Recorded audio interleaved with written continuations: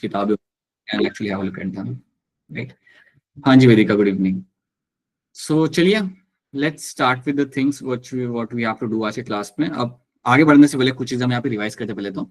So for example tell me we have done the Krebs cycle. Krebs cycle जब हम run करते हैं, so Krebs cycle आपका start तब होता है जब आपका एसिटाइल को एक कंबाइन करता है ऑक्सिलो एसिटिक एसिड के साथ, then the Krebs cycle will start. So जब आपका क्रेब्स साइकिल स्टार्ट होता है और खत्म होता है तो कितने NADH मुझे बन के मिलते हैं? How many NADH I will finding forming over there? वैसे ही बता दो अनम्यूट करके। So how many NADH are getting formed during the Krebs cycle? Sir 3 NADH। 3 NADH। NADH मुझे वहां पे बन के वहां पे मिलेंगे। Very true, that's what I will find over there. FADH मुझे यहाँ पे कितने बन के मिलते हैं? सर 1 सिंगल FADH, ठीक है। How many GTPs are getting formed? Sir 1 At which particular step I'll be finding GTPs getting formed? Sir जब सक्सिनेट को एंजाइम जो है वो सक्सिनेट बनाएगा, बनता है। राइट, जब मेरा सक्सिनेट कन्वर्ट किया जाता है मेरे फ्यूमरेट के अंदर, एक वो स्टेप के अंदर आपका GTP आपका नहीं बन रहा होता। आपका GTP बन रहा होता है आपका सक्सिनाइल को एक कन्वर्ट होता है आपके यहाँ पे सक्सिनेट के अंदर। So when my succinyl CoA will convert into my succinate, at that point of time I will finding your one molecule of your GTP is getting formed over there. तो याद रखना कौन से स्टेप पे आपको क्या बनते मिलेगा, this should be very clear to all of you. अच्छा, देन टेल मी समथिंग। अगर मैं यहाँ पे क्रेब्स साइकिल की बात करता हूँ, सो you have a link reaction. Link reaction आपका पहले होता है।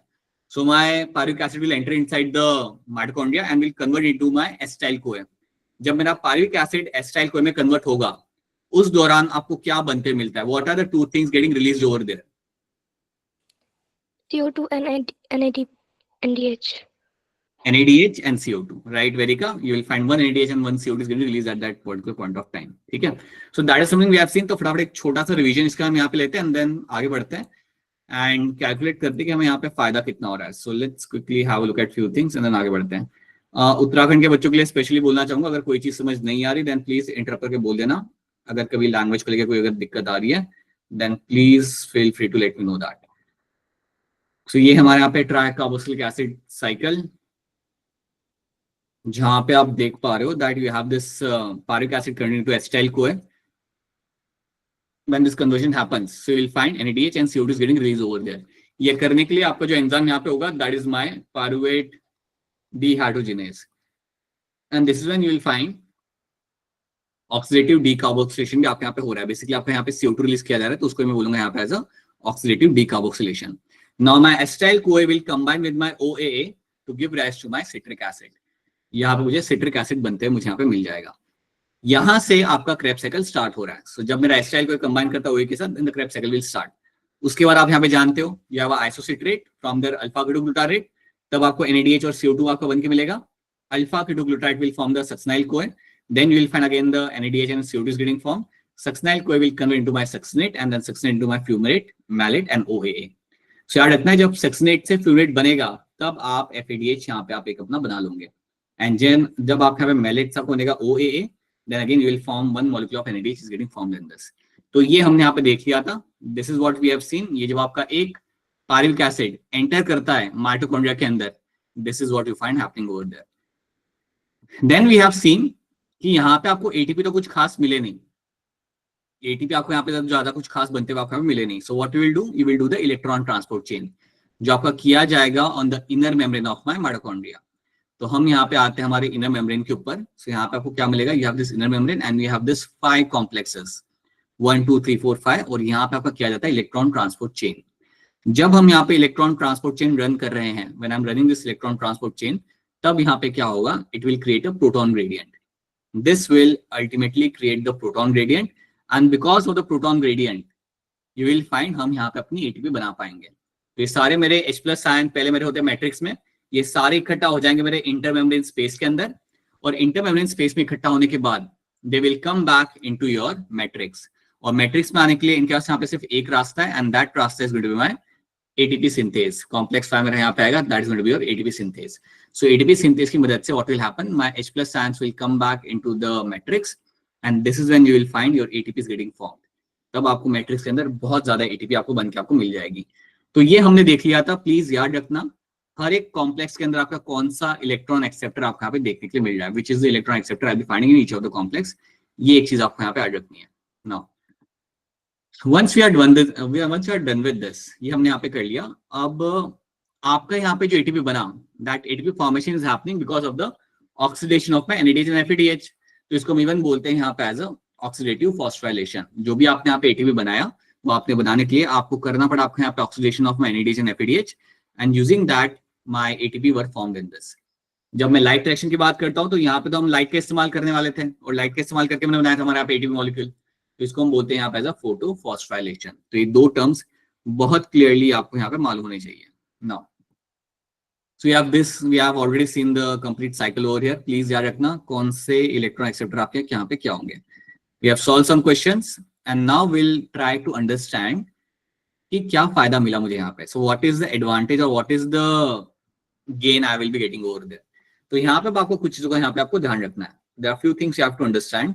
तो यहाँ पे भी हम सीखेंगे something in terms of respiratory balance sheet. ये चीज अभी हम यहाँ पे समझेंगे. तो इसके पहले एक दो चीज आपको यहाँ बताता हूँ. सी, हमने सबसे पहले हमारे यहाँ पे किया ग्लाइकोलाइसिस.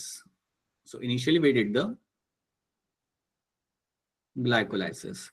अब ग्लाइकोलाइसिस करने के बाद आपको यहाँ पे मिलेंगे बनते हुए आपके यहाँ पे दो ATPs. That is a net gain. Net gain आपको यहाँ पे दो एटीपी का, और उसके साथ साथ you also get to have formation of my 2 molecules of my NADH. दो NADH मॉलिक्यूल भी आपको यहाँ पे बनके मिल जाएंगे. सो 2 NADH एंड 2 ATP आपको यहाँ पे बनके मिलते हैं. इसके साथ साथ you are also forming the 2 pyruvate. इसके साथ साथ we have also form 2 molecules of pyruvate आपको यहाँ पे मिला था. तो ये है आपका गेन आफ्टर ग्लाइकोलाइसिस.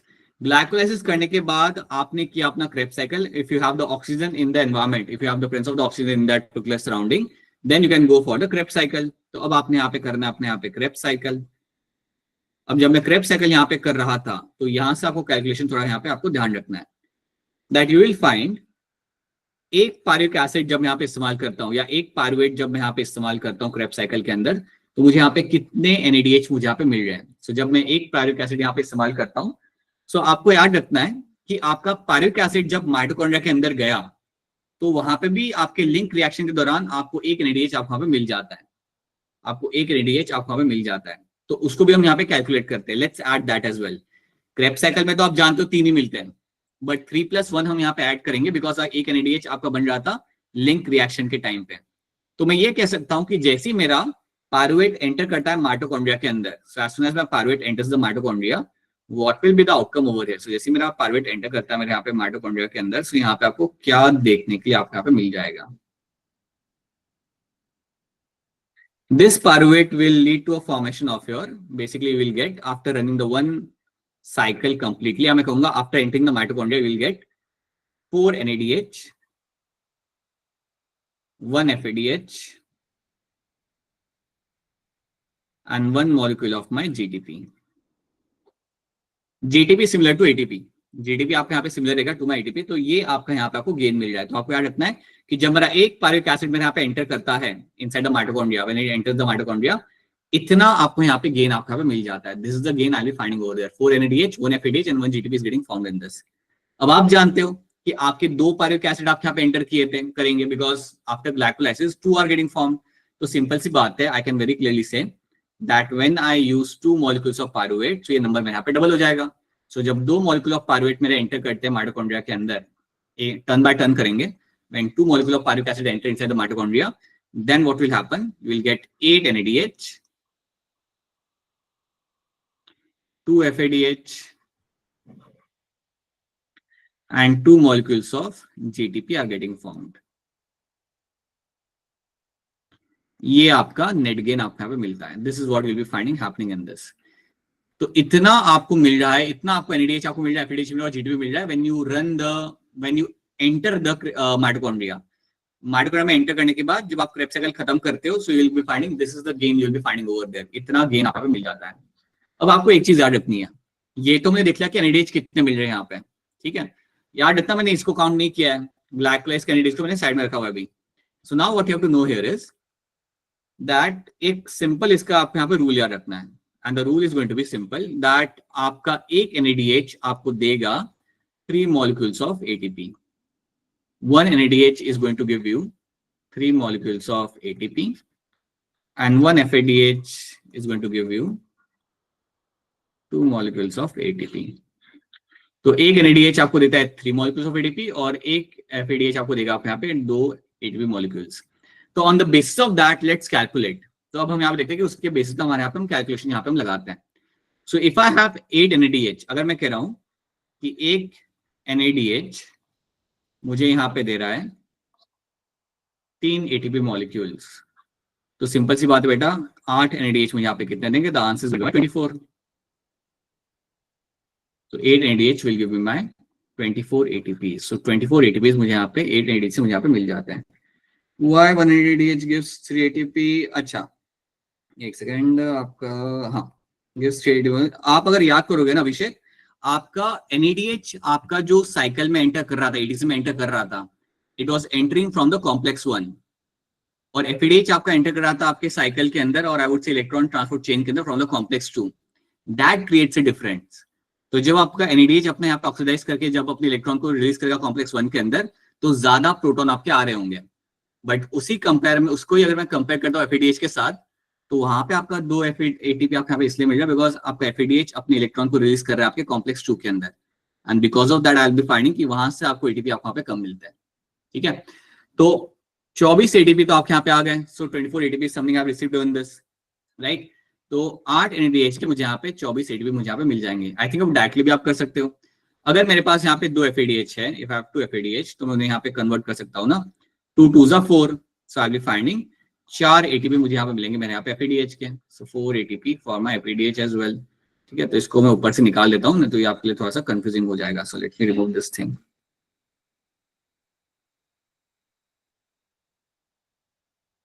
ठीक है, so that is what we'll be finding in this. So we'll have this 8 NADH will form 24 ATPs and 2 FADH will form 4 ATPs will be seen over there getting formed. इतना आपका यहाँ पे ATP formation आपका यहाँ पे हो चुका है। इसके अलावा हमें क्या मिल जाता है? यहाँ पे 2 ATP एक्स्ट्रा मिल जाते हैं, मतलब जो आपके बन रहे थे आपके during my substrate level phosphorylation के दौरान जो आपके 2 ATP आपके बन रहे थे, वो भी हमें यहाँ पे ऐड रखना है। तो यहाँ पे आप ऐड कर दो अपने यहाँ पे 2 more ATPs। GTP को मैं यहाँ पे ATP लिख रहा हूँ, दैट्स द सेम थिंग।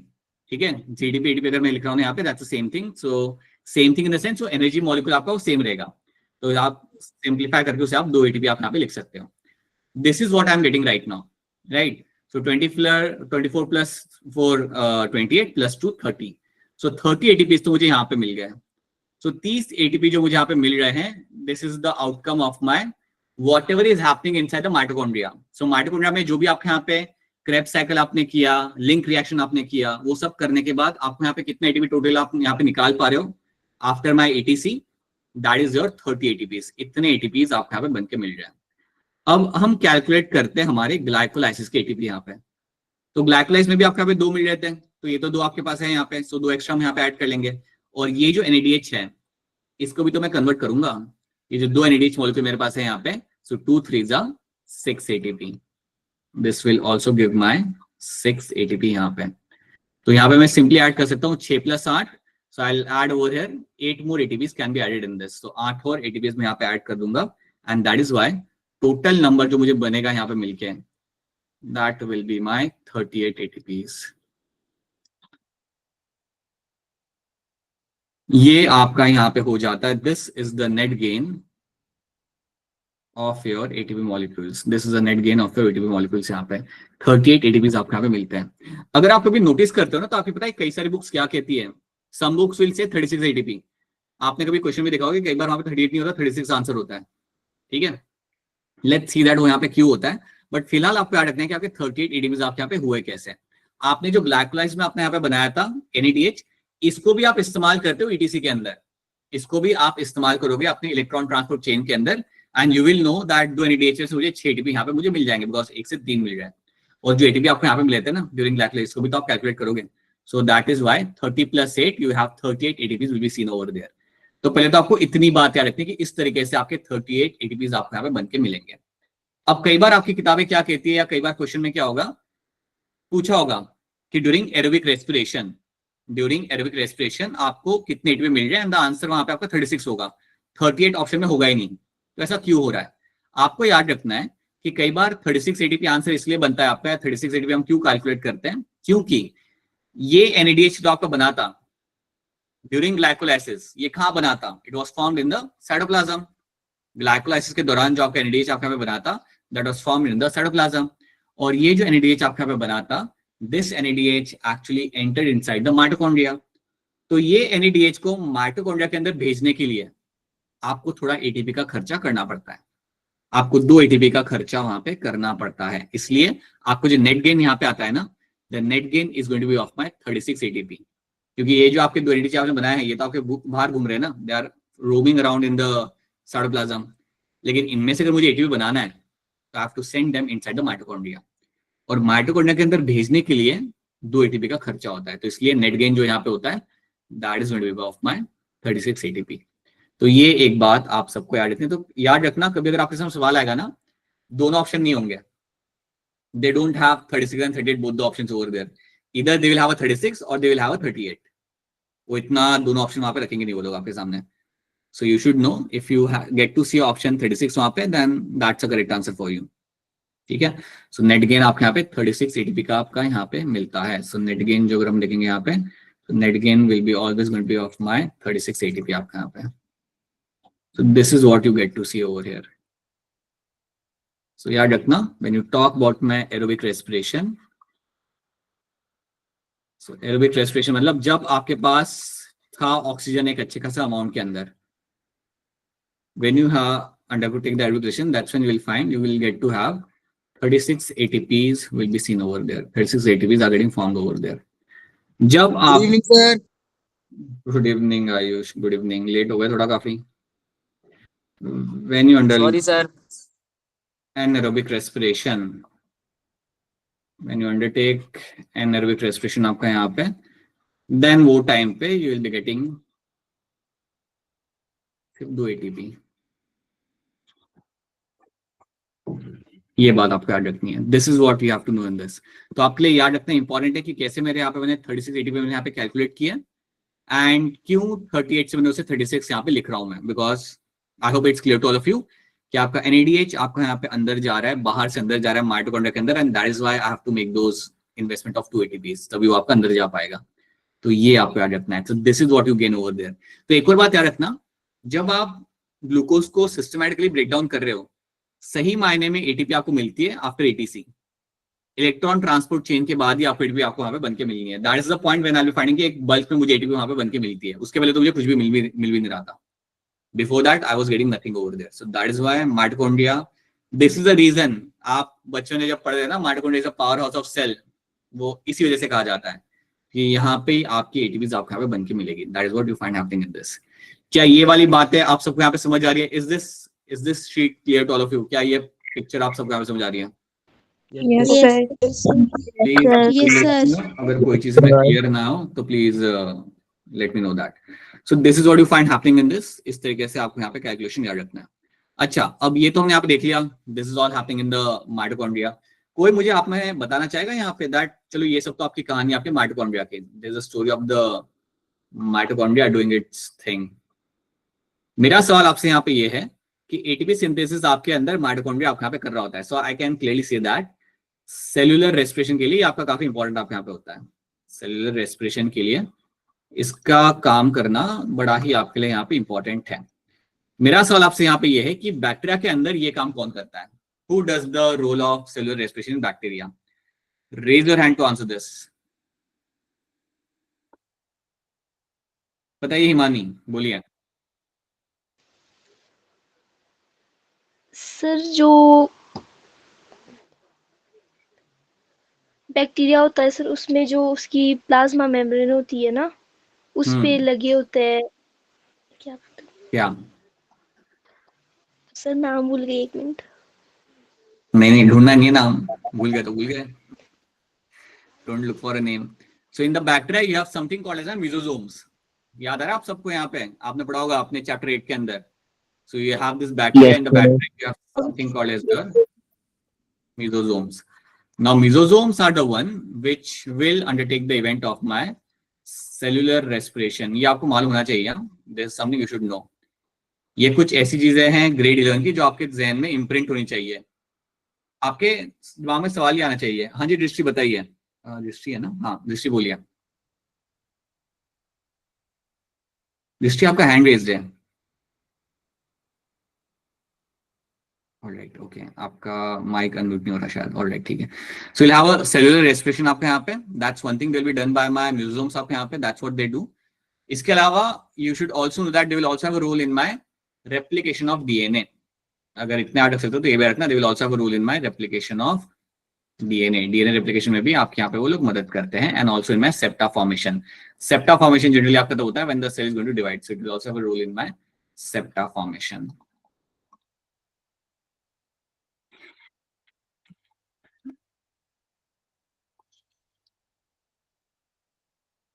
ठीक है, तो ये चीज आप यहाँ पे रखते हैं। Mesosomes will be playing the role in my cellular respiration, replication of DNA and my septa formation में आपकी मदद करते हैं।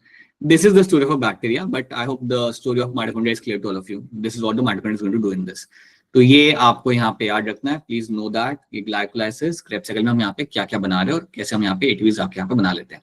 Right, now this is what we have done. So we are done with the respiratory balance sheet, हमने यहाँ पे देख लिया। अगर आप इतनी चीज याद रख सकते हो, दैट्स इनफ फॉर यू। आपको फिर कुछ देखने की जरूरत नहीं, you can directly jump and solve the questions. So that is what you find in the respiratory balance sheet के अंदर, कि अल्टीमेटली याद रखना आपको यहाँ पे that you are forming my net gain आपके यहाँ पे हो रहा है 36 ATPs का। So will have a net gain of, we'll always have a net gain of 36 ATPs.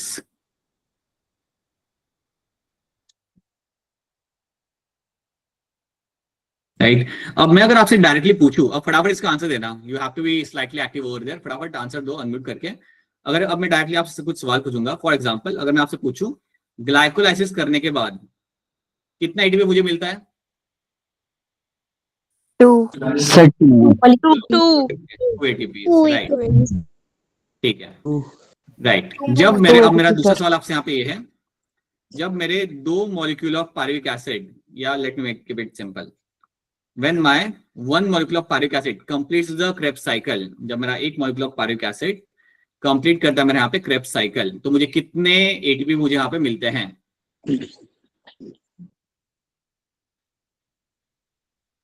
बोलो। 12 ATP। नहीं, आप समझो इस बात को, मैं सिर्फ डायरेक्टली एटीपी जाऊँ, कन्वर्ट मत करो, NADH को कन्वर्ट मत करो वहां पे। Just tell me when you have 1 molecule of pyruvic acid और जो वो साइकिल कंप्लीट करता है, तो वहां पे आपको कितने एटीपी आपको मिल जाते हैं, या कितने जीडीपी आपको वहां पे मिल जाते हैं? 1 JTP. That's what that. बिल्कुल सही, that's the only thing I want to know. You are getting 1 GTP getting formed over there, right? अगर आपसे कोई पूछता है डायरेक्टली कि आपके इलेक्ट्रॉन ट्रांसपोर्ट में कितना मिलेगा, then you should know that कि जब आप ऑक्सीडेशन करते हो तो आपको मिलता है, और एल्स आपको एटीपी वहां पे मिल नहीं रहा। But when you do the oxidation of my NADH and FADH, then you get the ATPs are getting formed over there. तो अगर आपसे सवाल पूछा जा रहा है ना कि आपके Krebs cycle के टाइम पे सबस्ट्रेट लेवल फॉस्फोराइलेशन में आपको कितना एटीपी आपको मिल रहा है, then answer is going to be 1 over there. Glycolysis में you are getting only 2 ATPs are getting formed, but when we convert my NADH and FADH, तब आपको मिलता है गेन। सो जो NADH और FADH आप बना रहे हो, उसको जब आप कन्वर्ट करते हो एटीपी के अंदर, तब आपको एक बल्क में आपको एटीपी बन के आपको यहाँ पे मिल जाएगा। तो ये बात आपको यहाँ पे ऐड रखनी है। Now let's start with a new topic. So this is what we have done in this. इतनी बात आपको यहाँ पे ऐड रखनी है। I would recommend to solve some question based on this. Calculative सवाल कुछ होते हैं, मैं आपके साथ कुछ शेयर करूंगा, so solve them so that you can understand what kind of question they can ask. Now let's start with my amphibolic pathway. अब जनरली हमने यहाँ पे क्या सीखा है बचपन से, that आपके बॉडी के अंदर what has been happening inside your body, like we have seen right now as well. जब हम बात करते हैं यहाँ पे, when we talk about my cellular respiration, you will find कि हम यहाँ पे ब्रेक डाउन करते हैं हमारे पे ग्लूकोज को। We break down your glucose molecule. We break down the proteins. We can also break down the fat as well. Basically आप काफी चीजें ब्रेक डाउन कर सकते हो। So at times glucose now, then you can break down the protein and fat as well. ठीक है, तो जब भी आप किसी प्रोसेस को आप लाइक किसी इवेंट के अंदर आप कुछ डाइजेस्ट कर रहे हो, ब्रेक डाउन कर रहे हो, that is called as my catabolism. तो जनरली आप यहाँ पे क्या करते हो, फॉर एग्जांपल लेट्स से जब मैं यहाँ पे ग्लूकोज को ब्रेक डाउन कर रहा हूँ, when I am breaking the glucose into your pyruvic acid, so I am converting a complex molecule to a much more simpler molecule. Complexes आपने यहाँ पे सिंपल किया। सिमिलरली आपका जो प्रोटीन होता है, प्रोटीन को आप ब्रेक डाउन करते हो, protein can be broken down into amino acids. Protein आपके बने होते हैं अमाइनो एसिड से, ये आपने पढ़ा होगा अपने बायोमोलिक्यूलर चैप्टर के अंदर। तो ये आपका यहाँ पे इवेंट हो रहा है। सिमिलरली यू कैन फाइंड आपका जो फैट्स होते हैं, the fats you have, fats can be broken down into your glycerol plus fatty acid. अब ये जो भी हम यहाँ पे कर रहे हैं, a larger or complex molecule is broken down into a simpler molecule. जब ऐसा होते हुए आपको यहाँ पे दिखेगा, this becomes example of my catabolism. This all event जो आपका यहाँ पे हो रहा है ना, जहां पे आप कॉम्प्लेक्स मॉलिक्यूल को सिंपलर मॉलिक्यूल्स में ब्रेक डाउन कर रहे हो, that is called as my catabolism. इसको हम बोलते हैं यहाँ पे एज अ कैटाबोलिज्म, जो आपकी बॉडी में हमेशा आपको होते हुए मिल जाएगा. You will always find the catabolism happening inside the body. Even जब आपके पेट में खाना डाइजेस्ट किया जा रहा है ना, व्हेनेवर यू आर फाइंडिंग कि आपके पेट में खाना डाइजेस्ट किया जा रहा है, that is example of my catabolism. So simply याद रखना, when you have a larger molecule और कॉम्प्लेक्स मॉलिक्यूल और you have a complex structure, इसको हम ब्रेक डाउन करते हैं, ठीक है, into a simpler structure. This over here, this process over there is going to be called as my catabolism. So this event over here will be called as a catabolism. यहाँ पे अब respiration के दौरान catabolism होना तो it's very normal, ये तो आपका हो ही रहा होता है. आपको यहाँ पे याद ये रखना है कि फॉर एग्जांपल मैंने अपने ग्लूकोज को ब्रेक डाउन किया, so I get a pyruvic acid. Now you know the pyruvic acid will enter inside the Krebs cycle. आप जान दो कि ये जाएगा माइटोकॉन्ड्रिया के अंदर एंड वो अपना क्रेब्स साइकिल वहां पे स्टार्ट करेगा. We know that. बट कई बार क्या होता है, you can have other molecules as well, other biomolecules भी हम यहाँ पे इस्तेमाल कर सकते हैं हमारे रेस्पिरेटरी पाथवे के अंदर. फॉर एग्जाम्पल, अगर मैं यहाँ पे फैट को ब्रेक डाउन करता हूँ, अगर मैं यहाँ पे फैट को ब्रेक डाउन कर रहा हूँ, तो फैट को ब्रेक डाउन करने के बाद मुझे दो चीजें यहाँ पे मिल रही है. I am finding something called as my glycerol. अब ग्लिसरॉल मेरा यहाँ पे बन गया, अगर वो बनेगा हमेशा फैट को ब्रेक डाउन करने के बाद. And you can also find your fatty acid is also getting formed in this. Fatty acid भी आप यहाँ पे बनाया जाता है. तो आपको जो ग्लिसरॉल यहाँ पे बनाया जाता है ना, इसको आप डायरेक्टली कन्वर्ट कर सकते हो into my PgAl. This can directly convert into my PgAl. और PgAl बनने के बाद ये एकदम से आपका एंटर कर सकता है अपने आप ग्लाइकोलाइसिस के अंदर. It can enter inside the glycolysis. So from in between it can enter inside the glycolysis. तो आपको ये बात समझनी है कि कई बार आपके फैट को अगर हम ब्रेक डाउन करते हैं तो आपको दो चीज मिलती है, ग्लिसरॉल एंड फैटी एसिड. और ग्लिसरॉल को मैं कन्वर्ट कर सकता हूँ PgAl के अंदर, and this can enter the respiratory pathway. So this can enter the respiratory pathway. This can enter respiratory pathway. Directly आ सकता है, बीच में से एंटर कर सकता है. Similarly, आपका जो फैटी एसिड होता है, fatty acid can also convert itself into acetyl CoA. Fatty acid में से हम डायरेक्टली हमारा यहाँ पे एसिटाइल कोए हमारा हम लोग यहाँ पे बना सकते हैं. So fatty acid can directly jump into your या convert into your acetyl CoA. अगर मेरा फैटी एसिड मेरा एसिटाइल कोए यहाँ पे बना रहा है, देन ये भी आपका एंटर कर सकता है directly into my respiratory pathway. आप जानते हो ना that pyruvic acid will convert into my acetyl CoA. तो आपको कई बार फैटी एसिड में से ये बन के मिल सकता है और ये डायरेक्टली आपका जाएगा into your particular mitochondria and will start the Krebs cycle. ये डायरेक्टली आपका एंटर कर सकता है माइटोकॉन्ड्रिया के अंदर and can start its own Krebs cycle. तो आपको ये बात याद रखनी कि आप ऐसे भी आप साइकिल रन कर सकते हो. It's not always you need to have a glucose over there. Glucose ना हो तो इनका इस्तेमाल करके भी अपना साइकिल को आप रन कर सकते हो. One more example can be, जैसे आपका ये हो गया, you have something like your proteins. Proteins में से आप बना सकते हो, इनको ब्रेक डाउन करते हो आप इनटू योर अमाइनो एसिड, और ये अमाइनो एसिड का इस्तेमाल करके अमाइनो एसिड में से मैं बना सकता हूं अपना मेरे यहाँ पे पायरुवेट. अमाइनो एसिड में से मैं बना सकता हूं मेरा यहाँ पे something called as your alpha ketoglutarate. ये अल्फा कीटोग्लूटारेट कौन से साइकिल में एंटर करेगा डायरेक्टली, कहां पे एंटर कर सकता है ये? Krebs cycle. साइकिल. राइट, बिल्कुल सही. अल्फा कीटोग्लूटारेट मेरा डायरेक्टली एंटर कर सकता है मेरे यहाँ पे क्रेब्स साइकिल के अंदर. ठीक है. पायरुवेट मेरा यहाँ पे एंटर करेगा, वो भी मेरा एंटर कर सकता है डायरेक्टली आपके माइटोकॉन्ड्रिया के अंदर. It can do the link reaction and can start the process. तो आप ये बात समझो, ग्लूकोज ना भी हो ना, you can use other metabolites, you can use other biomolecules and you can run the cycle. जो भी आपके सामने यहाँ पे लिख रहा हूं मैं, this is all example of my catabolism. आप ब्रेक डाउन कर रहे हो, ब्रेक डाउन करके अपना साइकिल आपको आप यहाँ पे रन कर रहे हो. सो this is a very simple thing which you can all understand. तब भी अगर कोई चीज यहाँ पे क्लियर ना हो देन पूछ लेना. This is what you find happening in this. अब अज्यूम करते हैं कि आपके बॉडी में सडनली फैटी एसिड की कमी हो गई. assume that inside your body you have a lack of fatty acid. हो सकता है, ऐसा भी हो सकता है कि बार बॉडी के अंदर की फैटी एसिड की वहां पे आपकी कमी हो जाए.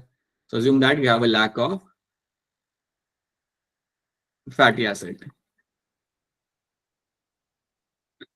अगर ऐसा कभी होता है और बॉडी को चाहिए तुरंत, अगर बॉडी को चाहिए बहुत ज्यादा फैटी एसिड, तो आपकी बॉडी यहाँ पे क्या करेगी? So what the body will do, आपका जो एसिटाइल कोए था ना, उसको कन्वर्ट किया जाएगा into fatty acid.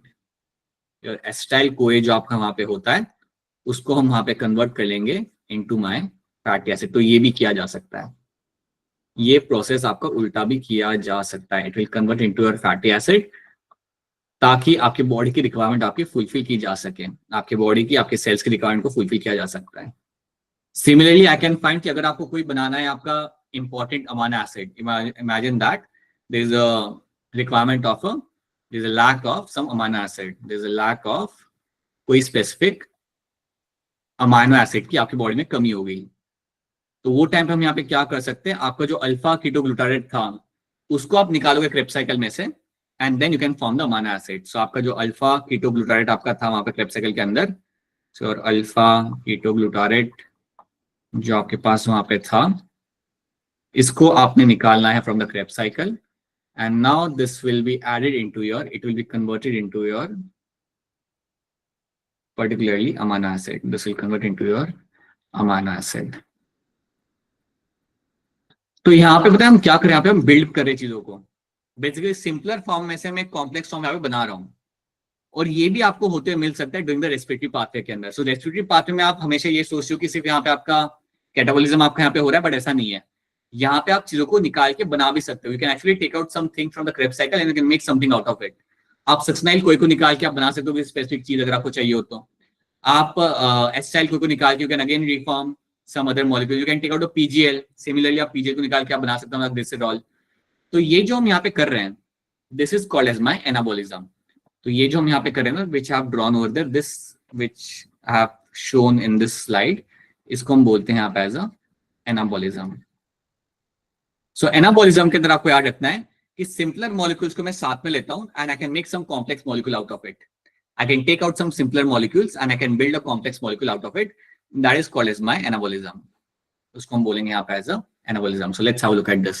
So you'll have some simpler molecules. So let's say you have some simple molecules आपके यहाँ पे. इनको इस्तेमाल करके I can use them to form a much more complex structure.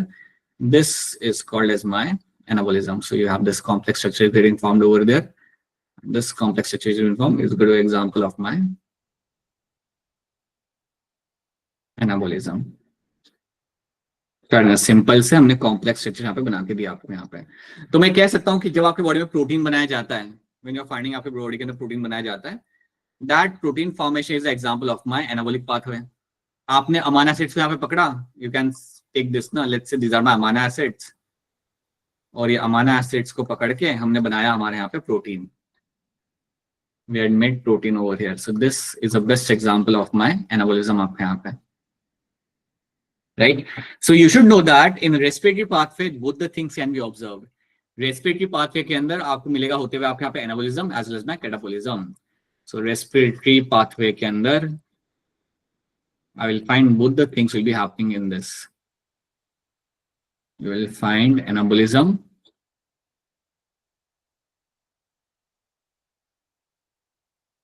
and catabolism. आपको दोनों होते हुए मिलता है. अब क्योंकि मेरे रेस्पिरेटरी पाथवे के अंदर दोनों चीजें यहाँ पे होते हुए मुझे यहाँ पे मिल रही है, because of that I will say it is the example of your amphibolic pathway. Because of that I will find this becomes example, respiratory pathway becomes example of my amphibolic pathway. Amphibolic pathway.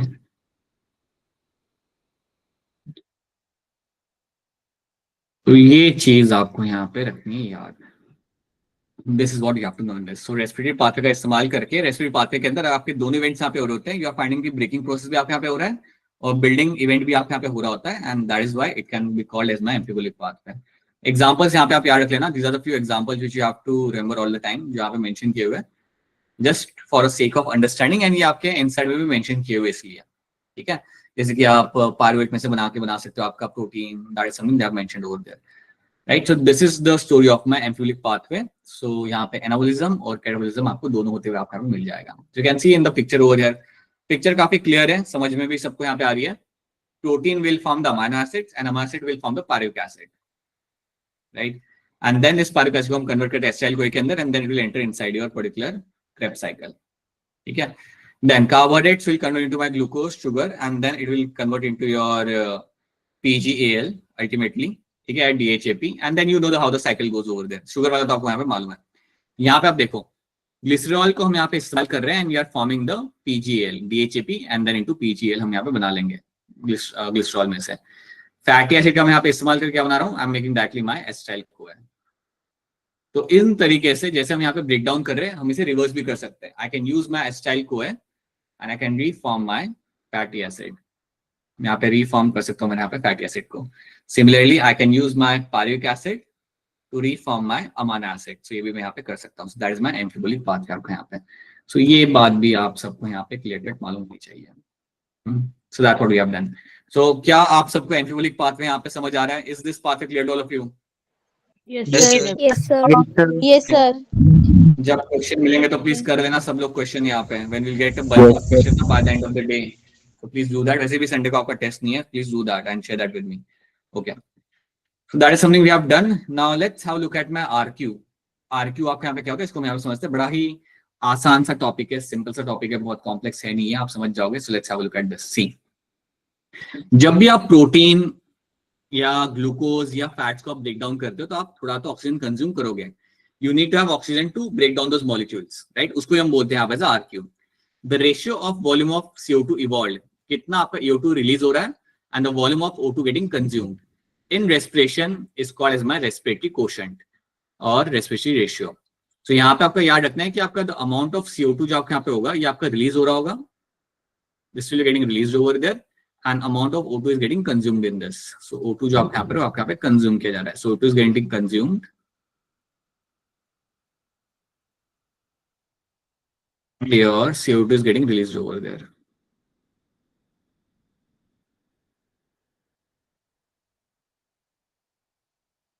Right. So when you find this thing happening in this, that is going to be the example of my. यहाँ पे आपको RQ आपको यहाँ पे value आपको मिल जाती है. So RQ की वैल्यू जो आपके यहाँ पे होगी वो आपकी वेरी करती है from the substrate to substrate. हर एक सबस्ट्रेट के लिए इसकी वैल्यू आपके यहाँ पे अलग हो जानी है. So the value of RQ is going to change for every substrate. तो जब आप ग्लूकोज को ब्रेक डाउन कर रहे हो तो ग्लूकोज को जब आप ब्रेक डाउन करते हो ना तो amount of CO2 release and amount of O2 consumed are equal. Amount of O2 consumed और amount of CO2 release आपके यहाँ पे equal होते हैं. तो आपके 6 CO2 आपके यहाँ पे रिलीज किए जाएंगे और 6 O2 आपके यहाँ पे यूज किए जाएंगे. तो यहाँ पे फिर RQ की वैल्यू आपकी आएगी यहाँ पे 1. So याद रखना RQ की value is going to vary from substrate to substrate. आपको 3 मेन सबस्ट्रेट आपको यहाँ पे ऐड रखने हैं. So those substrate can be seen. One is my glucose molecule. तो यहाँ पे आप ग्लूकोज यहाँ पे ब्रेक डाउन कर रहे हो या ब्रेकिंग डाउन ग्लूकोज ओवर है, ये आपका शुगर था मॉलिक्यूल आप यहाँ पे आपने इसे ब्रेक डाउन किया. 6 CO2 आप यहाँ पे कंज्यूम किए, सॉरी 6 O2 आप यहाँ पे कंज्यूम किए और 6 CO2 आप यहाँ पे रिलीज किया आपने यहाँ पे. So the value is going to be 1 over there. तो आपको ये कुछ नंबर्स आपको डायरेक्टली याद रखने हैं. When we talk about my glucose, glucose का RQ का वैल्यू आपका हमेशा यहाँ पे रहेगा. इसका जो RQ आपका आएगा that is always going to be your 1. So glucose का RQ वैल्यू आपका यहाँ पे हमेशा आपका यहाँ पे 1 आएगा. Right. When we talk about the proteins, so protein का जो RQ वैल्यू आपका यहाँ पे आएगा that is going to be 0.9.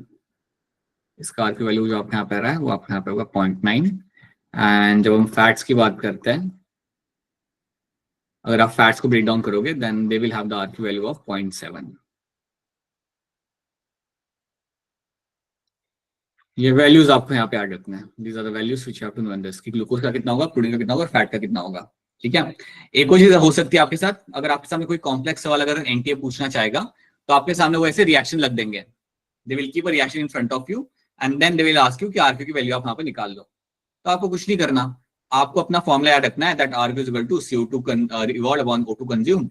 वो आपको यहाँ पे लगाना है. उस CO2 की वैल्यू आप अपने यहाँ पे डाल दो जो भी आपकी आ रही है, O2 की वैल्यू आप यहाँ पे डाल दो और जो भी आपको आंसर निकल के आएगा that's going to be the correct answer. That will tell you the कि वो मेरा सबस्ट्रेट क्या है. ठीक है. तो हो सकता है कई बार अगर उन्हें एक कॉम्प्लेक्स क्वेश्चन बनाने का उनका दिल करे then they will give the reaction over there and then they will write the values of my O2 and CO2. वहां पे कितनी O2 आपके यहाँ पे कंज्यूम हो रहा है.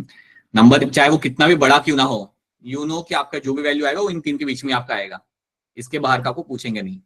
जैसे कि इसके बाहर भी चीज आपको मिलती है। फॉर एग्जाम्पल अगर मैं ऑर्गेनिक एसिड की बात करूं, if I talk about organic acid, so organic acid जैसे आपका मैलिक एसिड हो गया, ऑक्सिलो एसिडिक एसिड हो गया, इनका आरयू का वैल्यू होता है मोर देन 1। इनका जो आरक्यू का जो वैल्यू आपका होगा ये काफी ज्यादा आता है, तो it is also going to be more than 1। ये सिर्फ इंफॉर्मेशन के लिए इतना अभी के लिए आप याद रख लो यहाँ पे, but you will always find question coming based on your this 3 values of RQ. और एनसीईआरटी में जो आपके एग्जांपल देके रखे हुए ना वही आपको वहाँ पे याद रखना है, that's the one thing you have to know. But अगर कभी रिएक्शन आता है then just check the reaction, count कर लेना CO2 O2 वहाँ पे कितने हैं, डिवाइड करके you will get your answer over there, right. जैसे ट्राइपलमेटाइन जो आपका यहाँ पे है, this is again one of the, it's a fat, it is one kind of your fat over there. तो इसका आरक्यू वैल्यू आपके यहाँ पे 0.7 आ रहा है, सो this is one type of your fat and this will give me the value of my 0.7। तो यहाँ पे CO2 बहुत ज्यादा आपके रिलीज किए जा रहे हैं, बट उससे भी ज्यादा आपके यहाँ पे O2 कंज्यूम किए जा रहे हैं, so high amount of O2 is getting consume to break it down, so that is why you will find the value is going to be 0.7 यहाँ पे। So that's what you have to know, that's the value of your RQ, और इतनी चीज आपको इसके अंदर यहाँ पे आपकी याद रखनी है।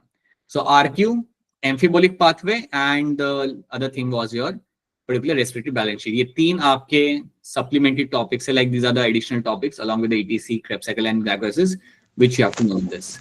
ठीक है। Now Pallavi has a question, बताइए पल्लवी, बोलिए। No question, alright, ठीक है। So that's what we have done। So अब बताओ यहाँ पे इसका आंसर क्या आएगा। RQ of protein is going to be what? इसलिए हैंड रेज कर लो, raise your hand to answer this, raise your hand to answer this, फटाफट हैंड रेज करिए, let's do this, make this happen। बताइए शहनाज मलिक, क्या होगा इसका आंसर यहाँ पे। Sir C part. आप यहाँ पे सी कह रहे हो, ठीक है। युवराज Chauhan,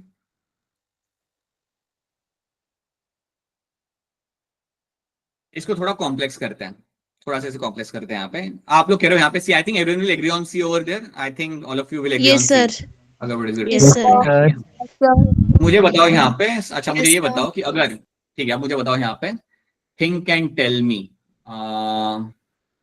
if I am going to break down, अगर मैं आपके बॉडी में से थोड़ा सा कोलेस्ट्रॉल निकालता हूं और अगर मैं इसका पे ब्रेक डाउन करता हूं, if it undergoes a respiratory pathway, if it is been broken down, then RQ का वैल्यू मेरे यहाँ पे क्या आएगा, बताइए। बेरी का बताओ क्या होगा आरक्यू का वैल्यू अगर मैं कोलेस्ट्रॉल आपकी बॉडी से निकाल के उसे ब्रेक डाउन करता हूं रेस्पिरेटरी पाथवे के अंदर, व्हाट विल द आरक्यू का वैल्यू। ऑलराइट, भूमिका आप बताइए। Option B. ऑप्शन बी आपको यहाँ पे लग रहा है, ठीक है। हिमानी आपको क्या लग रहा है। Option B. ऑप्शन बी आपको यहाँ पे लग रहा है, सो यस ऑप्शन बी बनेगा आपके यहाँ पे करेक्ट आंसर। कोलेस्ट्रॉल बेटा आपका फैट है यहाँ पे, cholesterol is going to be a fat over है, अगर मेरे यहाँ पे फैट है then I will always find the value going to be 0.7 यहाँ पे, ठीक है। एक और सवाल आपके सामने, टेल मी समथिंग, अगर मैं ब्रेक डाउन करता हूं इंसुलिन को, अगर मैं इंसुलिन को ब्रेक डाउन करता हूं तो मुझे यहाँ पे क्या आरक्यू की वैल्यू यहाँ पे मिल सकती है, क्या ये आप आंसर कर सकते हो। आप लोग सोच के थोड़ा कि इंसुलिन को अगर मैं ब्रेक डाउन करता हूं, इंसुलिन को मैं निकालता हूं और अगर उसे रन करता हूं मैं रेस्पिरेटरी पाथवे के अंदर, then what can the RQ value over here, बताइए आर्यन क्या लग रहा है। Sir option C. ठीक है, कविता आपको क्या लग रहा है। Sir option C 0.1। Right, so insulin is basically your protein, there is nothing but my protein. अगर मैं इसको ब्रेक डाउन करता हूं then will find 0.9 will be the correct answer in this. तो याद रखना, अगर वो आपको सब्सट्रैक्ट का नाम दे रहे हैं ना, they might not write protein, they might write something else, so you should know कि वो मेरा सब्सट्रैक्ट क्या है, and then you should be able to answer that thing, then आपको वहां पे आंसर निकालना आना चाहिए, ठीक है। What is the total gain of energy during the anaerobic respiration? Total gain of energy आपका यहाँ पे क्या होगा, इसके लिए हैंड रेज करो, बट प्लीज बी प्रिपेयर कि उसके ऊपर बेस फॉलोअप क्वेश्चन आएगा ही आएगा, क्योंकि आसान आंसर तो इसका, पिछला क्वेश्चन में क्या जानना है बेटा। इंसुलिन के बारे में सर। इंसुलिन के बारे में आपको ये कह रहा था कि इंसुलिन जो आपका होता है ना, इट इज एक्चुअली प्रोटीन, ये आपका एक हार्मोन है जो आपका प्रोटीनेशियस हार्मोन है। अगर मैं इंसुलिन को ही ब्रेक डाउन कर रहा हूँ एक रेस्पिरेटरी पाथवे के अंदर, अगर मैं उसे ब्रेक डाउन करता हूँ, it's a protein. and when I break down the protein, you know that the RQ value is going to be my 0.9. तो इंसुलिन रखा इसलिए था मैंने यहाँ पे टर्म यहाँ पे because it's a protein and I wanted to know कि अगर हम प्रोटीन को ब्रेक डाउन करते हैं देन आपको क्या मिलेगा बन के. So that's my 0.9 is going to be the value of RQ. I will get over there. ठीक है, ओके सर. चलो अब मुझे यहाँ पे बताओ. चलो इसका आंसर तो आपको बताना पड़ेगा but you will have to build something on this. So बताइए मयंक क्या होगा इसका आंसर यहाँ पे. Sir option B. And Megha आपको क्या लग रहा है. Sir option B. Option B आप यहाँ बता रहे हो. मेघा क्या आप मुझे बता सकते हो वो कौन से 2 स्टेप्स होते हैं जहां पे मुझे एटीपी बनते हुए मिलता है ड्यूरिंग द ग्लाइकोलाइसिस.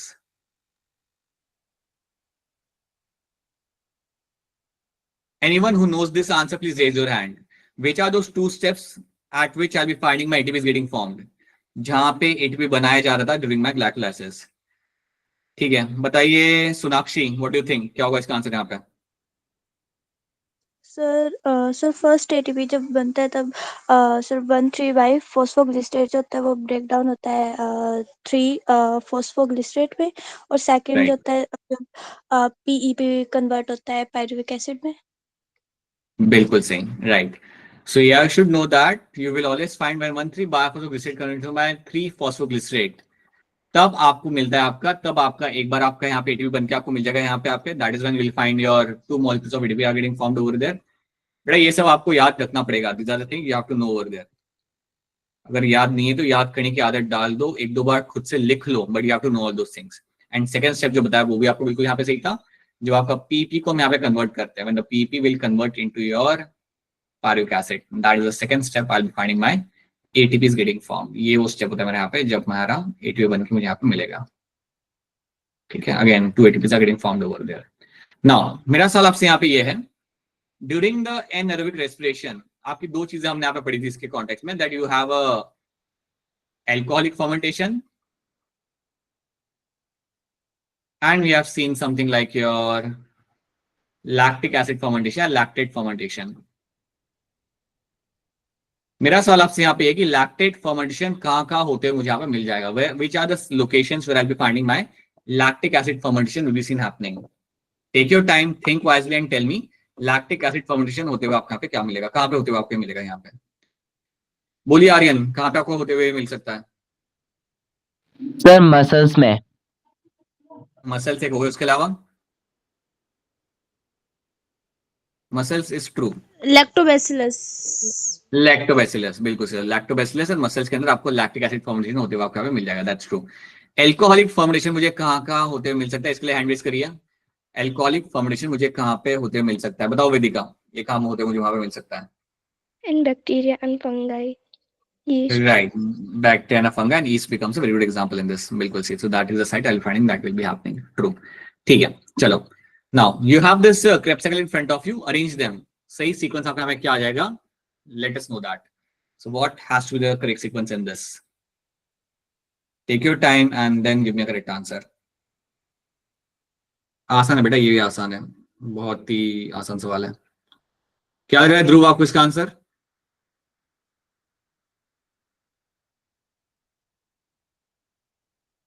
ध्रुव आपका हैंड रेज्ड है. अंजलि शर्मा क्या होगा इसका आंसर? Sir option A. कोई ऑप्शन नहीं लग रहा है. वंशिका? Option B. बैटमैन वाला B. Apsara? Sir option 4th. All right. Deepshika? Option D sir. Deepshika you are not there in the last class क्या? हाँ सर, मुझे थोड़ा नेटवर्क इशू है सर, सो मुझे क्लास नहीं. गॉट इट, ठीक है. स्वर्णिम जोशी क्या लग रहा है इसका आंसर आपको?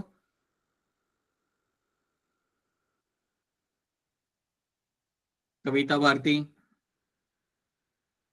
Sir option D. कविता आपका आंसर यहाँ पे सही है बाय द वे, और जिन्होंने भी ऑप्शन डी यहाँ पे बोला that's the correct answer. Isocitrate alpha ketoglutarate and your succinic oxalosuccinic acid, that is your succinic acid. ये हमने यहाँ पे देख लिया. कविता क्या आप मुझे बता सकते हो कि जब आपका सक्सिनिक एसिड बन जाता है उसके बाद और कौन सी 2 चीजें आपके यहाँ पे बनती है? तो tell me what is getting form after my succinic acid is getting form. बताइए भारती, कविता भारती बोलिए. सक्सिनेट के बाद हाँ, सक्सिनेट के बाद और 2 चीजें क्या बनती है? फ्यूमरेज और मैलेट. राइट, फ्यूमरेट आपका बनेगा, आपका मिलकर बन जाएगा। Then you will find malate is getting formed उसके बाद, और मेलेट के बाद AAO O oxaloacetic acid, oxalo OAA will be formed over there. This is something I'll be forming over here. ठीक है, जो आप फ्यूमरेट बनाते हो तो वो टाइम के ऊपर आपको बन के मिलेगा यहाँ पे क्या, at this particular step what will be forming, FADH आपको यहाँ पे बन के मिल जाएगा, बिल्कुल सही, right. And at this particular step what will happen, NADH, people NADH at this step. ठीक है, ऑप्शन डी बनेगा बेटा, ये साइकिल याद रखना, option D is the correct answer, A नहीं है, बी नहीं है, option D is the correct answer in this. Isocitrate से आप बीच में कैसे डाल सकते हो, है ना, so it's going to be option D यहाँ पे। The last terminal cytochrome in the respiratory chain is going to be what? आखिरी respiratory chain के अंदर आपका जो यहाँ पे cytochrome होता है उसका यहाँ पे नाम क्या होगा? Take your time and then raise your hand. Who is the last terminal cytochrome in the respiratory chain यहाँ पे? क्या लग रहा है युवराज इसका आंसर? बी। आप कह रहे हो बी, कह रहे हो आप। आदित्य आपको क्या लग रहा है? Sir option B. Neha, Kartik? B. ठीक है sir option B. Right, so option B आपके यहाँ पे सही answer, that's the last electron acceptor in my respiratory chain के अंदर, दैट्स योर कॉम्प्लेक्स 4 में आपके यहाँ पे ये आ जाएगा। ठीक है, तो मुझे अब यहाँ पे ये बताओ कि अगर मैं आपके सामने यहाँ पे कॉम्प्लेक्स 4 बना के देता हूँ, आप कह रहे हो that this is my cytochrome A3 is the last one. Cytochrome A3 के पहले कौन होता है फिर यहाँ पे, वैसे ही बोल दो कौन होता है? साइटोक्रोम ठीक है, राइट, ये आपने बता दिया। That's the story of my complex 4 आपके यहाँ पे। देन वी हैव सीन कि आपका even you have something like your complex 3 आपके सामने, you also have your complex 3 आपके साथ। कॉम्प्लेक्स 3 के अंदर please tell me which are the electron acceptor I will be finding in this complex 3 के अंदर। यहाँ पे सबसे पहले कौन सा आता है यहाँ पे? Cytochrome B. Cytochrome B, that's B, पहले आपका बी आएगा। बी के बाद कौन सा आता है दूसरा? FES आता है। आयरन सल्फर कॉम्प्लेक्स, बिल्कुल C. And then you will have the next one is my cytochrome C1। ठीक है, तो ये आपके 3 आते हैं यहाँ पे इलेक्ट्रॉन एक्सेप्टर आपके यहाँ पे। अब मुझे बताओ 3 और 4 के बीच में कौन सा होता है इलेक्ट्रॉन एक्सेप्टर आपका? Cytochrome C। That is my cytochrome C आपके यहाँ पे। याद रखने पड़ेंगे इलेक्ट्रॉन एक्सेप्टर, वो एज अ सवाल आपके सामने कभी भी आ सकता है। ठीक है, in the Krebs cycle the FAD precipitate as electron acceptor during the conversion of, so वही आपसे पूछा जा रहा है कि FADH में कन्वर्ट आपका कौन से स्टेप पे आपका हो रहा होता है? Raise your hand to answer this. So at which particular step I will finding FAD will convert into FADH के अंदर। So take your time, again it's a very simple question. Suman बताइए क्या होगा इसका आंसर? सुमन गंगवार, क्या होगा इसका आंसर यहाँ पे?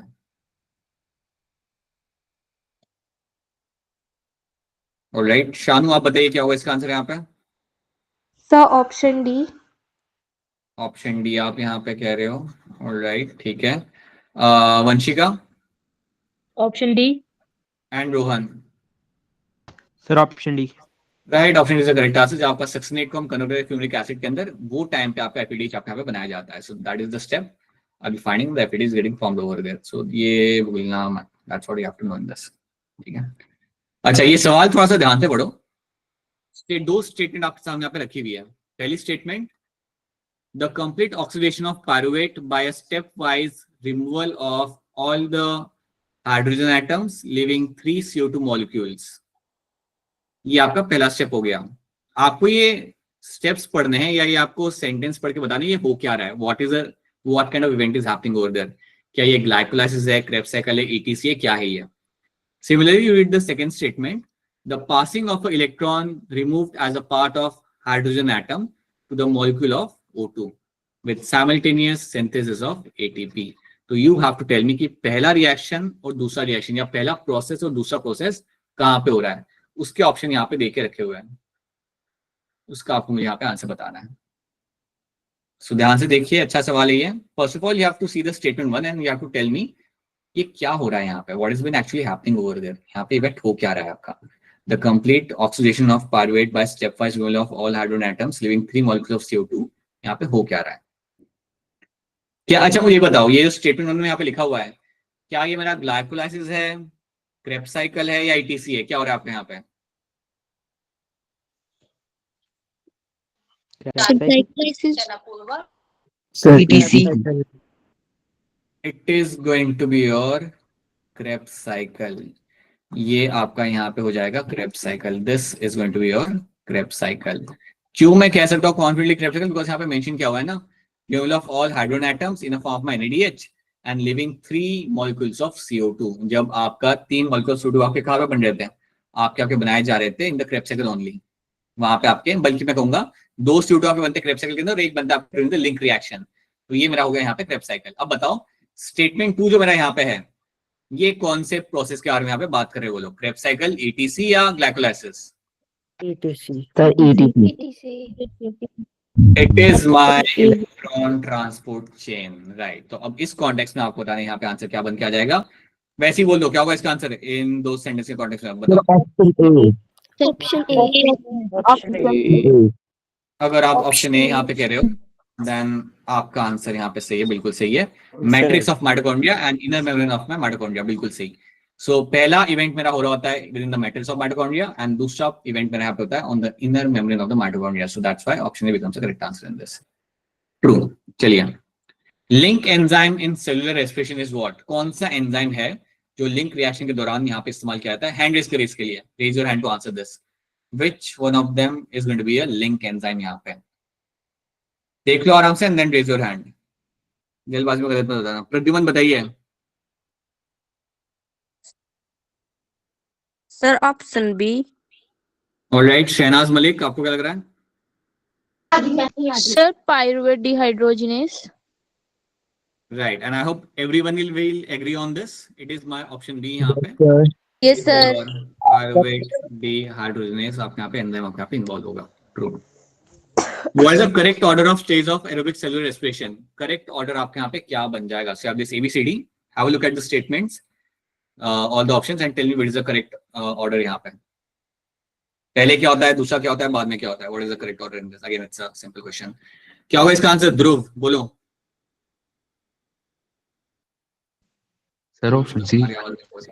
ओके, मनोज बताइए आपको क्या लग रहा है? Manoj and Niharika.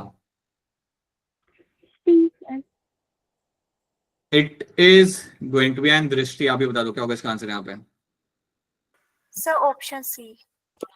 It is going to be option C आपके यहाँ पे, बिल्कुल सही। You have a glycolysis, you have a Krebs cycle and you have a ETC। ये तीनों इवेंट्स आपके इस ऑर्डर में आपके यहाँ पे होते हैं। पहले glycolysis, Krebs cycle and ETC। Krebs cycle, ETC will happen in mitochondria. Glycolysis will happen in my cytoplasm. So that's what you have to know. Which of the following metabolite is common to respiratory mediated breakdown of fat, carbohydrate and protein? तो बताना चाहूंगा आपको यहाँ पे याद रखना, आपका acetyl CoA is a common metabolite. अगर आप फैट को ब्रेक डाउन करो, आप कार्बोहाइड्रेट को ब्रेक डाउन करो, आप प्रोटीन को ब्रेक डाउन करो, जो आपका जो कॉमन आपका मेटाबोलाइट यहाँ पे जो बनेगा ना, वो आपका यहाँ पे एसिटाइल कोए ही बनेगा। Common metabolite which will be formed over there is going to be your acetyl CoA. तो ये बात हमेशा याद रखना, या फैट, कार्बोहाइड्रेट या प्रोटीन को ब्रेक डाउन करते हो, आपका जो कॉमन एक मेटाबोलाइट जो बनेगा, इन सब के अंदर एक कॉमन चीज जो आपके बनकर आपको मिलेगी, उसके बाद ही आपका प्रोसेस आपका आगे बढ़ेगा। That is my acetyl CoA. That is also going to be your acetyl CoA आपका यहाँ पे, ठीक है। So that's your option D यहाँ पे, याद रखना, आपसे ये बात याद रखना। Now which of the following reaction is example of my oxidative decarboxylation?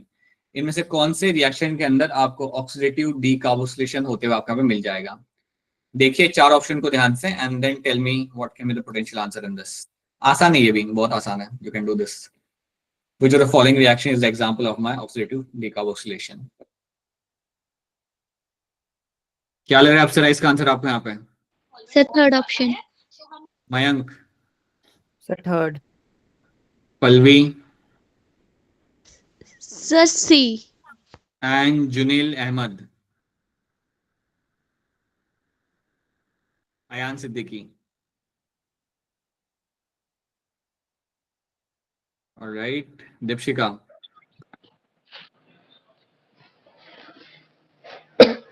Yes, sir. It is going to be your Option C.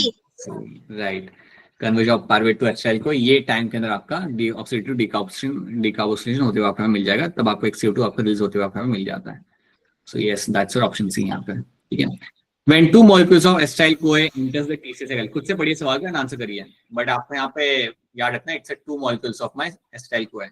So be careful and then give me a correct answer. When two molecules of acetyl-CoA, and then read the story and then tell me what is the net gain over there.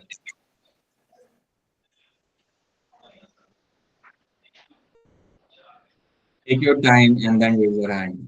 जल्दबाजी में गलत मत करना. बताइए दृष्टि, क्या लग रहा है आपको इसका आंसर यहाँ पे? Sir, option C. आपको सी लग रहा है. सोनाक्षी, आपको क्या लग रहा है? Sir option B. Saying B and someone is saying C. All right, ठीक है. साहिल Hussain. C. All right. Himani Sir, option C. and Yuvraj. Sir, C. सी बनेगा आपके यहाँ पे करेक्ट आंसर. याद रखना, अगर एक मॉलिक्यूल आपका होता है एसिटाइल कोए का, तो आपको मिलता है आपके 1 NADH एंड 1 FADH आपको मिलता है आपका यहाँ पे. Sorry, when you go for a one molecule of acetyl CoA, then we have the 3 NADH and 1 FADH you will get over there. But यहाँ पे आप 2 मॉलिक्यूल इस्तेमाल कर रहे हो अपने यहाँ पे एसिटाइल कोए के, so obviously I will get 6 molecules of my NADH. एक एसिटाइल कोए के साथ आपको मिलता है आपके यहाँ पे 3 molecules of my NADH. बेटा किसी का माइक ऑन है, माइक ऑफ कर लो. तो सिंपल सी बात है, अगर मैं 2 एसिटाइल कोए अपने यहाँ पे इस्तेमाल करूंगा, if I use 2 acetyl CoA अपने यहाँ पे, then you will find 6 molecules of NADH will get formed over there, right? तो 6 NADH मुझे यहाँ पे मिलेंगे, उसके साथ I'll get 2 FADH and 2 GDPs are getting formed in this. तो ये एक चीज आपको यहाँ पे याद रखनी है. One thing you have to know इसके अंदर. So yes, option C बनेगा. I hope everyone will agree on this and सबको ये समझ भी आ रहा है. Option C in this becomes a correct answer. Yes sir.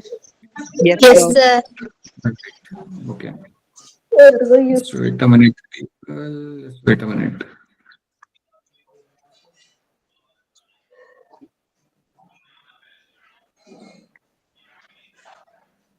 All right. Read the question carefully and give me a correct answer यहाँ पे.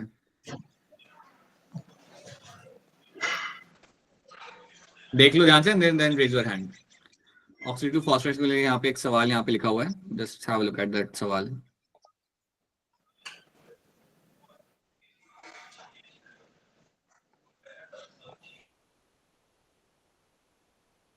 अभी सवाल दिख नहीं रहा होगा. Just wait a minute.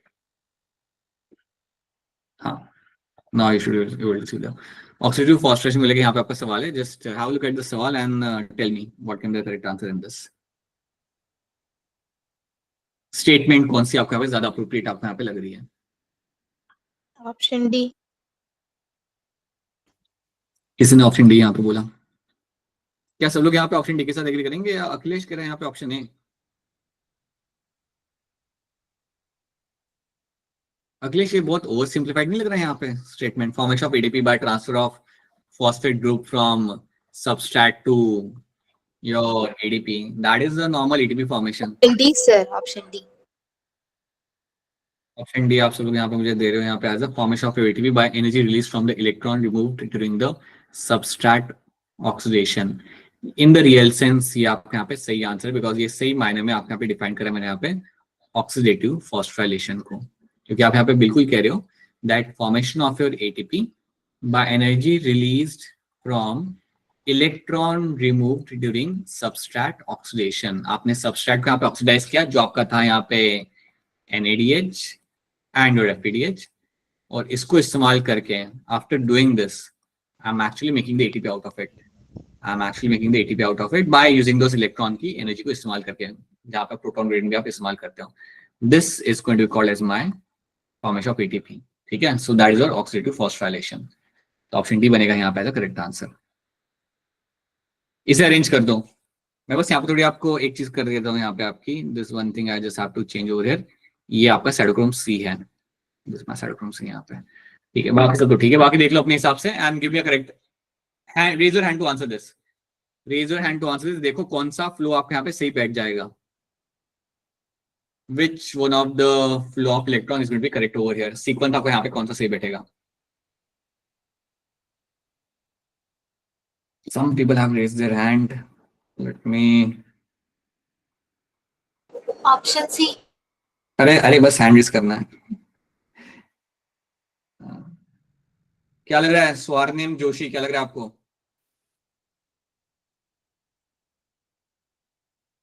कुछ नहीं लग रहा। आर्यन?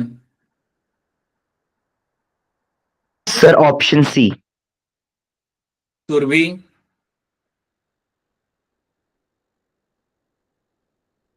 ध्रुव?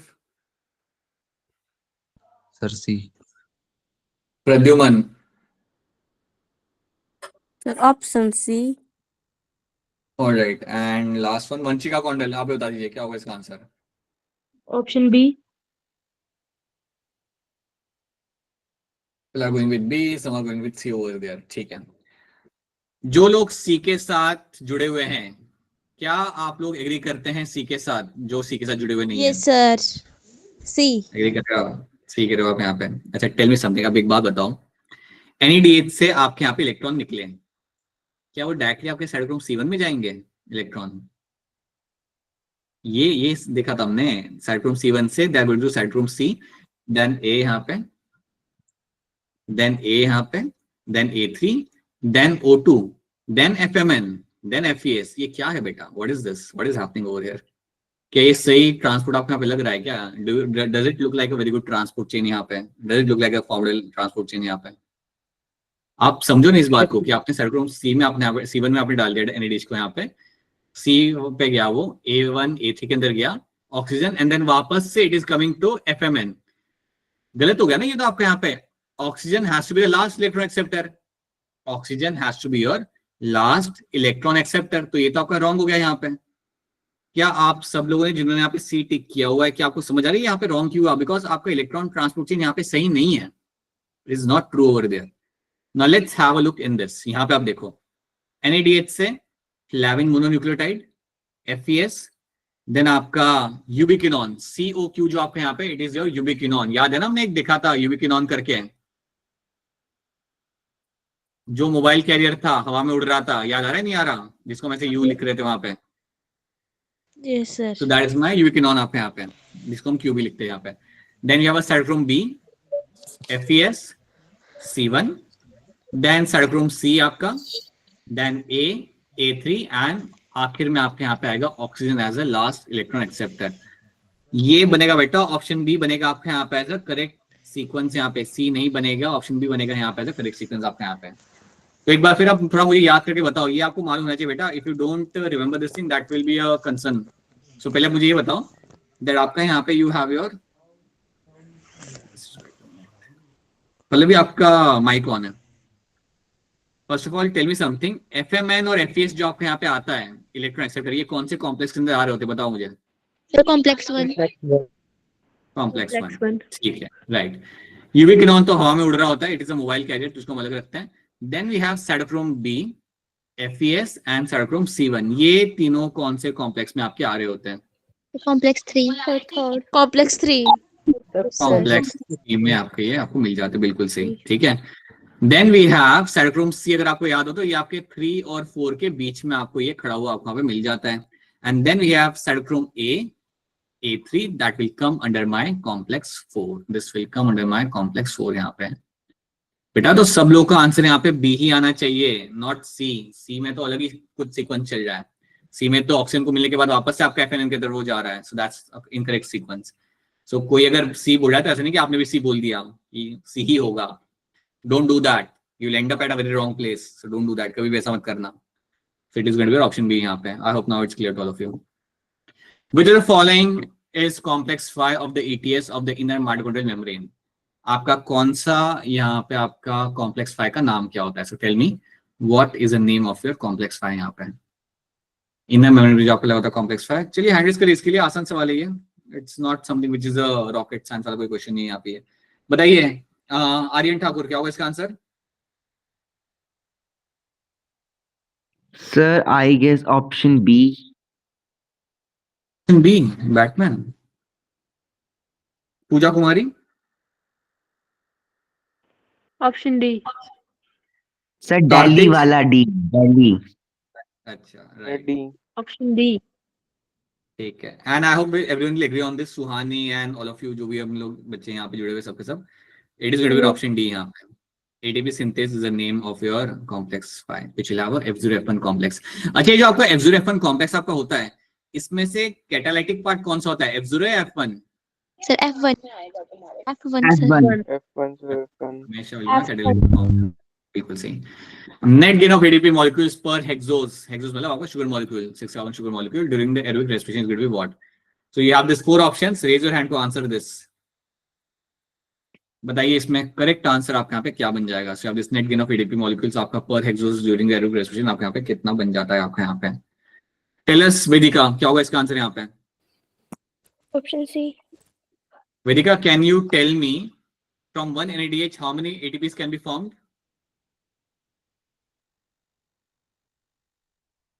एक NADH में, राइट, और एक FADH में से. हाँ, NADH में से आपके 3 मिलेंगे और FADH में से 2 ATP. is going to be 2 ATPs. Right. बाकी I think everyone will agree on this. The answer is going to be your 36 यहाँ पे. Option 36 has to be correct answer यहाँ पे, बिल्कुल सही. First is what will be getting formed over there. अब मुझे कोई एक्सप्लेन कर दें यहाँ पे हैंड रेज करके कि हम 38 भी कैलकुलेट करते हैं, हमें 38 मिलता है ना जब हम काउंट करते हैं, we get 38 number over there.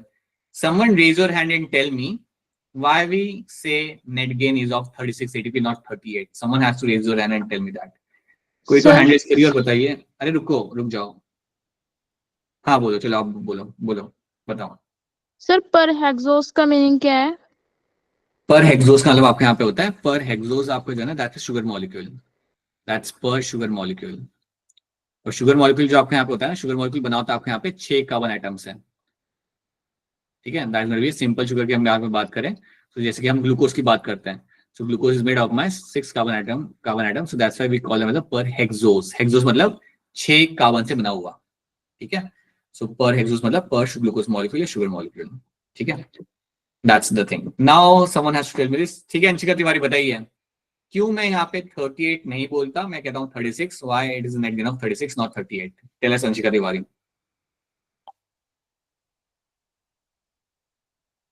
बोलो. अच्छा, आर्यन यू टेल अस तब तक.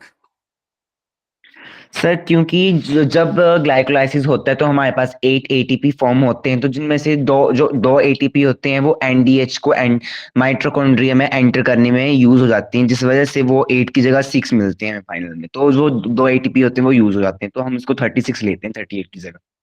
Right, true. सो NADH जो आप हमें बना रहे थे ना, दिस NADH को ट्रांसपोर्ट कराने के लिए into the mitochondria you have to invest 2 ATPs. वहां पे 2 ATP का वहां पे आपका खर्चा करना पड़ता है. दैट्स व्हाई उसे हम कट कर लेते हैं and that's why we will have net gain of my 36 ATP यहाँ पे. So that's true. So yes, that's what we have done. So these are the things you have to know. The oxidation of one NADH molecule. इसको ऐसे ही बोल दो, mute करके. क्या होगा इसका आंसर यहाँ पे? मत हैंड रेज करो इसके लिए. बताओ क्या होगा इसका आंसर यहाँ पे? 3 ATP.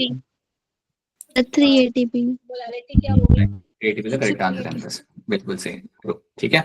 So these are the questions we have solved. You will get some more questions in the assignment जहाँ पे आपको थोड़े statement based question दिए जाएंगे ताकि आप उनकी आदत लगा सको.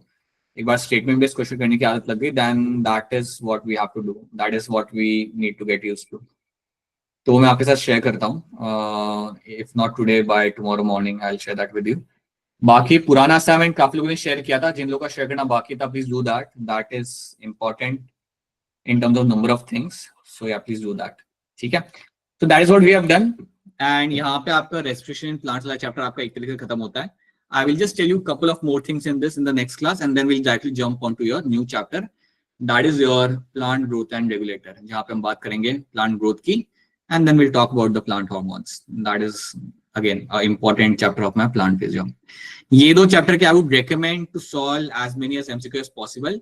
And जब भी आप MCQ solve कर रहे हो मॉड्यूल में से, अगर कोई सवाल लग रहा है कि इनसाइड के बाहर का है तो आप उसे इग्नोर कर सकते हो. You can ignore that सवाल, or you can take a picture of that सवाल and you can drop a text to me or in the group itself. So do that, but ये मत सोचना कि कुछ सवाल आपसे हो नहीं रहे, then that means आपको नहीं आ रहा. You can find number of questions or will be there which are not a part of an NCERT or NEET, so that can happen. ठीक है, और जो नए मॉड्यूल्स का लिंक शेयर किया है, use that. You will find some very good questions over there, so please do that. ठीक है, so yeah, that's it from my side. अगर कोई सवाल है तो अपना सवाल आप यहाँ पे पूछ सकते हो. If you have any questions over there, then please go ahead and ask your question. In case अगर आप यहाँ पे कोई सवाल नहीं है, then take your break have something and then come back at 8:45 for another class. जाओ कुछ खा के आओ, ठीक है? सर चलो, हाँ जी, बताइए क्या सवाल है आपका? नो सवाल या दीपशिका बोलिए. Where we have to send it to my number, Vedika, to my own personal number you have to send the assignment. ठीक है? In case